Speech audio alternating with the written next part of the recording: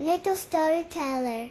Whiskers, the cat, had a fluffy white chest and big green eyes. He loved to play. Today he had a special toy, a long stick with colorful feathers that tickled when it moved. He held the stick in his mouth, the feathers wiggling. Blue the dog was big and brown with floppy ears. He watched Whiskers with wide, curious eyes. Blue loved new things. Whiskers dropped the feather toy on the soft green rug. He tapped it with his paw, making the colorful feathers dance.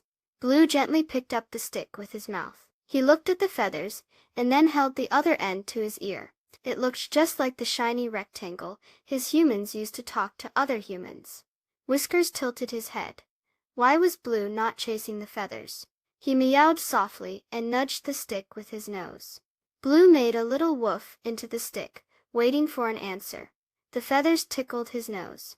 He giggled, a soft rumbling sound in his chest. Whiskers gently pawed at the feathers again. He then batted the stick, making the feathers fly and dance in the sunny room. Blue watched the colorful feathers wiggle and fly. He dropped the stick and his tail started to wag.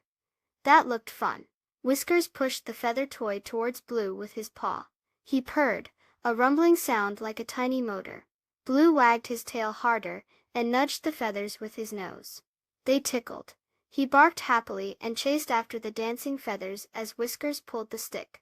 Playing together was even more fun than talking on a pretend phone.